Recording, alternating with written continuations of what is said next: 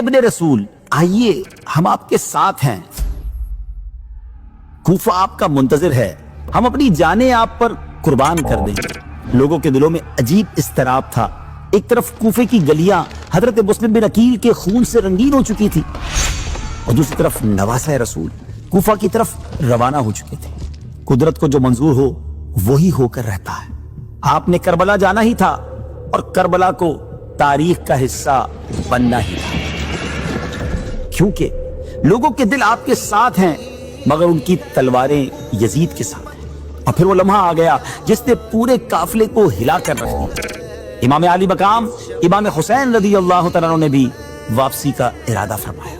میں نہ آپ کو چھوڑ سکتا ہوں اور نہ واپس جانے دے سکتا۔ آپ نے پوچھا اس جگہ کا نام کیا ہے؟ بتایا گیا یہ کربلا ہے۔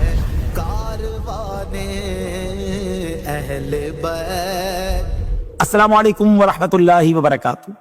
ناظرین، ویب سیریز کا نام ہے داستان کربلا۔ ذوالحجہ کے ابتدائی دن تھے۔ تاریخ ایک ایسے موڑ کی طرف بڑھ رہی تھی جہاں حق اور باطل کا وہ معرکہ برپا ہونے والا تھا جس کی مثال قیامت تک نہیں ملے گی۔ ایک طرف کوفہ کی گلیاں حضرت مسلم بن عقیل رضی اللہ تعالیٰ عنہ کے خون سے رنگین ہو چکی تھی، ان کے دونوں کمسن بیٹے بھی ظلم و ستم کا نشانہ بن چکے تھے، اور دوسری طرف نواسہ رسول جگر گوشہ بطول امام علی مقام امام حسین رضی اللہ تعالیٰ عنہ مسلم بن عقیل رضی اللہ تعالیٰ عنہ کا خط ملنے کے بعد کوفہ کی طرف روانہ ہو چکے تھے۔ ہزاروں خطوط، ہزاروں وعدے، ہزاروں دعوے، ہر خط یہی کہہ رہا تھا کہ اے ابن رسول آئیے، ہم آپ کے ساتھ ہیں، کوفہ آپ کا منتظر ہے، ہم اپنی جانیں آپ پر قربان کر دیں گے۔ اب حضرت مسلم کی طرف سے بھی رپورٹ آ چکی تھی، سو ظاہری حالات یہی بتا رہے تھے کہ کوفہ کے لوگ امام حسین رضی اللہ تعالیٰ عنہ کی سپورٹ کے لیے تیار ہیں۔ بظاہر نہ کسی جنگ کے آثار تھے نہ کسی بڑے دھوکے کا احساس، لیکن ان سب کے باوجود دلوں میں عجیب اضطراب تھا۔ صاحب بصیرت لوگ آنے والے طوفان کو محسوس کر چکے تھے۔ یہی وجہ ہے کہ وہ امام علی مقام رضی اللہ تعالیٰ عنہ کو کوفہ نہ جانے کا ہی مشورہ دے رہے تھے۔ آخری وقت تک رفقا کی یہی کوشش رہی کہ آپ رضی اللہ تعالیٰ عنہ مکہ مکرمہ سے تشریف نہ لے جائیں، لیکن قدرت کو جو منظور ہو وہ ہو کر ہی رہتا ہے۔ آپ نے کربلا جانا ہی تھا اور کربلا کو تاریخ کا حصہ بننا ہی تھا، کیونکہ کربلا صرف ایک جنگ نہیں تھی، یہ رہتی دنیا تک حق و باطل کے فرق کو واضح کرنے کا ایک خدائی فیصلہ تھا۔ بہرحال ناظرین، امام علی مقام امام حسین رضی اللہ تعالیٰ عنہ نے وفادار ساتھیوں اور اہل بیت کے ساتھ کوفہ کی طرف سفر کا ارادہ فرمایا۔ روانگی سے پہلے کا منظر تاریخ کا نہایت دردناک منظر تھا۔ آپ رضی اللہ تعالیٰ عنہ مسجد الحرام تشریف لاتے ہیں، بیت اللہ کا طواف فرماتے ہیں، پھر خانہ کعبہ سے لپٹ جاتے ہیں۔ آنکھوں سے آنسو جاری ہو جاتے ہیں۔ آنسو جاری ہوتے بھی کیسے نہ، کیونکہ یہ آپ کی زندگی کا آخری طواف تھا، کعبے کی آخری زیارت، حرم کی آخری حاضری۔ اس کے بعد یہ قافلہ کوفہ کی طرف چل دیتا ہے۔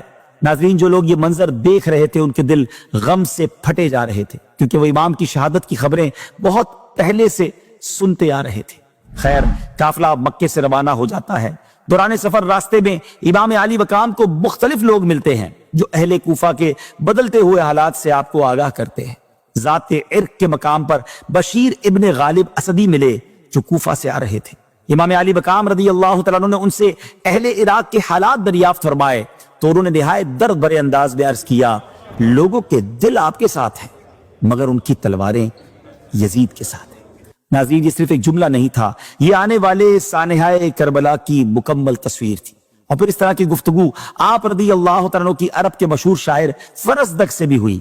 پھر عبداللہ بن مطعم ملے، انہوں نے عرض کیا، ابن رسول کوفہ نہ جائیے، وہاں کے حالات اچھے نہیں ہیں۔ لیکن امام علی مقام رضی اللہ تعالیٰ عنہ نے نہایت اطمینان کے ساتھ قرآن پاک کی ایک آیت مبارکہ تلاوت فرمائی، جس کا ترجمہ ہے، ہمیں وہی مصیبت پہنچ سکتی ہے جو اللہ پاک نے ہمارے لیے مقرر فرما دی۔ خیر ناظرین، کوفہ کی جانب سفر جاری رہا اور پھر آخر وہ لمحہ آ گیا جس نے پورے قافلے کو ہلا کر رکھ دیا۔ وہ موقع تھا جب حضرت مسلم بن عقیل رضی اللہ تعالیٰ عنہ کی شہادت کی خبر پہنچی۔ اس خبر کے بعد کوفیوں کی بے وفائی اب کھل کر سامنے آ چکی تھی۔ جنہوں نے خطوط لکھے تھے وہی لوگ خاموش ہو گئے تھے، جنہوں نے ساتھ دینے کے وعدے کیے تھے وہی تماشائی بن چکے تھے۔ ناظرین، یہ وہ مقام تھا جب قافلے والوں میں اختلاف رائے ہو گیا کہ کوفہ جایا جائے یا نہ جایا جائے۔ روایت میں آتا ہے کہ ایک موقع پر امام علی مقام رضی اللہ تعالیٰ عنہ نے بھی واپسی کا ارادہ فرما لیا، لیکن پھر مشوروں کے بعد یہی طے پایا کہ سفر جاری رکھا جائے اور واپسی کا خیال سب اپنے ذہنوں سے نکال دیں۔ چنانچہ قافلہ آگے بڑھا، یہاں تک کہ کوفہ سے 2 منزل پہلے آپ کو حر بن یزید ملا، جو اکیلا نہیں تھا، اس کے ساتھ ابن زیاد کے 1000 سپاہی تھے جو کہ ہتھیاروں سے لیس تھے۔ حر نے حضرت امام رضی اللہ تعالیٰ سے عرض کی کہ مجھے ابن زیاد نے آپ کی طرف بھیجا ہے اور حکم دیا ہے کہ آپ کو اس کے پاس لے چلوں۔ حر نے یہ ظاہر کیا کہ وہ مجبور ہو کر آیا ہے اور اس کو آپ کی خدمت میں جرت کرنا بالکل پسند نہیں ہے۔ حضرت امام رضی اللہ تعالیٰ عنہ نے حر سے فرمایا کہ میں شہر میں اپنی مرضی سے نہیں آیا، بلکہ مجھے بلانے کے لیے کوفہ والوں کے کافی پیغامات آئے ہیں۔ آپ نے کہا اے اہل کوفہ، اگر تم اپنے عہد و بیعت پر قائم ہو اور تمہیں اپنی زبانوں کا کچھ پاس ہو تو میں تمہارے شہر میں داخل ہوتا ہوں، ورنہ میں یہیں سے واپس چلا جاتا ہوں۔ حر نے قسم کھا کر کہا ہمیں اس بارے میں کچھ نہیں پتا کہ آپ کے پاس خط اور قاصد بھیجے گئے، اور آپ کی صورتحال یہ ہے کہ میں نہ آپ کو چھوڑ سکتا ہوں اور نہ واپس جانے دے سکتا۔ ناظرین، حر کے دل میں خاندان نبوت اور اہل بیت کی عظمت ضرور تھی، اور اس نے کئی نمازیں امام حسین رضی اللہ تعالیٰ عنہ کے پیچھے ادا بھی کی، لیکن وہ ابن زیاد کے حکم کی وجہ سے مجبور تھے، اور اس کو یہ خوف بھی تھا کہ اگر میں نے حضرت امام رضی اللہ تعالیٰ عنہ کے ساتھ کوئی رعایت کی تو ابن زیاد کو یہ بات معلوم ہو جائے گی، کیونکہ اس وقت حر کے ساتھ ابن زیاد کے 1000 سپاہی بھی تھے۔ ایسی صورت میں کسی بات کا چھپانا ان کے لیے پاسبل نہیں تھا، اور اگر ابن زیاد کو معلوم ہو جاتا کہ اس نے حضرت امام رضی اللہ تعالیٰ کے ساتھ ذرا بھی رعایت کی ہے تو وہ نہایت سختی کے ساتھ پیش آتا۔ اس خیال اور خوف سے حر اپنی بات پر اڑا رہا، اور اس نے قافلے کا راستہ بدل دیا۔ اب قافلہ کوفہ نہیں جا رہا تھا، اب قافلہ تاریخ کی ایک عظیم امتحان گاہ کی طرف بڑھ رہا تھا۔ یہ 2 محرم 61 ہجری کا دن تھا جب امام حسین رضی اللہ تعالیٰ ایک میدان میں پہنچے۔ آپ نے دریافت فرمایا جگہ کا نام کیا ہے؟ عرض کیا گیا کربلا۔ یہ نام آپ کے لیے انجان نہیں تھا، آپ رضی اللہ تعالیٰ جانتے تھے کہ کربلا ہی وہ سرزمین ہے جہاں اہل بیت رسول اپنے خون سے وفا کی نئی تاریخ لکھیں گے۔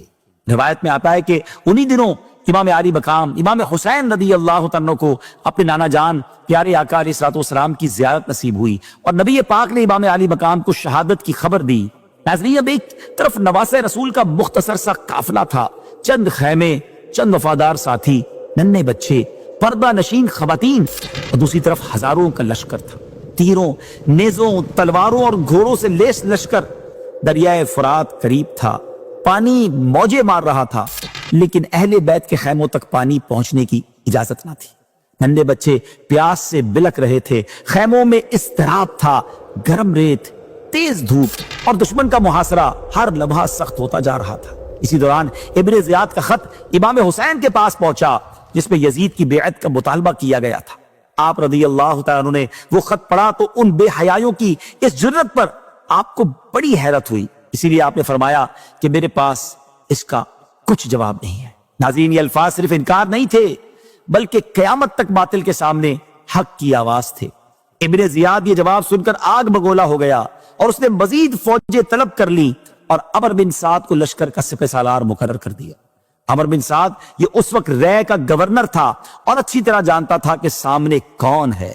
وہ جانتا تھا کہ امام حسین کوئی عام انسان نہیں ہے، یہ رسول اللہ علیہ الصلوۃ والسلام کے نواسے ہیں، فاطمہ الزہرا رضی اللہ تعالیٰ عنہ کے لخت جگر ہیں، جنتی نوجوانوں کے سردار ہیں۔ اسی لیے ابتدا میں وہ جنگ سے بچنا چاہتا تھا، مگر ابن زیاد نے اسے 2 ٹوک فیصلہ سنا دیا کہ یا تو رے کی حکومت چھوڑ دو یا حسین سے جنگ کرو رضی اللہ تعالیٰ عنہ۔ ناظرین، یہی دنیا کی محبت نے اس کو تباہ کر دیا۔ چند دنوں کی حکومت، چند لمحوں کی طاقت اور اس کے بدلے میں ہمیشہ کی بدنامی۔ عمر بن سعد دنیا کی لالچ میں آ گیا اور لشکر لے کر امام حسین کے مقابلے کے لیے نکل پڑا۔ ابن زیاد مسلسل مزید فوجیں بھیجتا رہا، یہاں تک کہ عمر بن سعد کے پاس 22,000 کا لشکر جمع ہو گیا۔ سوچئے ناظرین، ایک طرف صرف 100 کے قریب لوگ، وہ بھی جنگ کے لیے نہیں آئے، اور دوسری طرف ہزاروں کا لشکر ہتھیاروں سے لیس۔ تاریخ میں ایسی مثال ملتی نہیں۔ آخر وہ اس مختصر سے قافلے کو اپنے خیال میں سمجھتے کیا تھے؟ کن سے مقابلہ کرنے آئے تھے وہ؟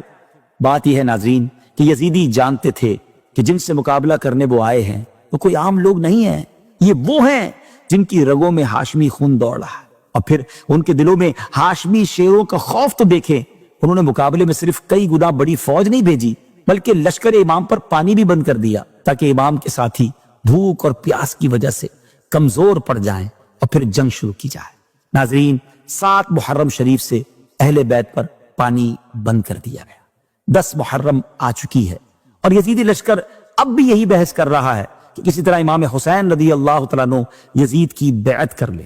آپ سے کہا جاتا ہے کہ اگر آپ یزید کی بیعت کر لیں تو یہ تمام لشکر آپ کو پروٹوکول دے گا، آپ کا اکرام و احترام کیا جائے گا، آپ کے لیے خزانوں کے منہ کھول دیے جائیں گے اور دنیا کی دولت آپ کے قدموں پر لٹا دی جائے گی۔ مگر ناظرین، جس دل میں عشق رسول صلی اللہ تعالیٰ علیہ وسلم بسا ہو، جو دل دنیا کی محبت سے بیزار ہو، وہ کب دنیا کی چبک تبک کے سامنے جھکتا ہے؟ امام علی مقام رضی اللہ تعالیٰ عنہ نے دنیا کے مال و دولت، حکومت، آرام و آسائش اور ظاہری طاقت کو ایک لمحے میں ٹھکرا دیا۔ آپ نے راہ حق میں آنے والی ہر مصیبت کو خوش دلی سے قبول فرمایا، مگر مسلمانوں کی تباہی اور بربادی کو گوارا نہ کیا، اپنا گھر لٹانا قبول کر لیا، اپنا خون بہانا قبول کر لیا، اپنے اہل بیت کی قربانی قبول کر لی، لیکن اسلام کی عزت میں فرق آنا برداشت نہ کیا۔ اب امام حسین رضی اللہ تعالیٰ عنہ پر یہ بات واضح ہو چکی تھی کہ یہ لوگ صرف جنگ چاہتے ہیں، ان کے دلوں سے حق کی روشنی بجھ چکی ہے اور ان کی تلواریں خون اہل بیت کی پیاسی ہیں۔ اسی لیے آپ رضی اللہ تعالیٰ عنہ نے بھی اپنے خیموں کے پاس خندق کھدوائی اور مقابلے کی تیاری فرمائی۔ آگے کیا ہوا یہ جانیں گے انشاءاللہ اگلے ایپیسوڈ میں۔ اپنی دعاؤں میں یاد رکھیے گا۔ السلام علیکم ورحمۃ اللہ وبرکاتہ۔ جنگ شروع ہونے کے قریب تھی مگر اس کا دل کانپ رہا تھا، اس کی بے چینی اسے ایک جگہ ٹھہرنے نہیں دے رہی تھی، اس کا چہرہ زرد پڑ چکا تھا، جسم کانپ رہا تھا اور دل زور زور سے دھڑک رہا تھا۔ ایک شخص کو بھیجا کہ کسی طرح اس کو واپس لے آؤ اور اگر وہ نہ مانے تو اس کا سر کاٹ لاؤ۔ میں بھی حسین کے فضائل جانتا ہوں مگر دولت اور طاقت یزید کے پاس ہے۔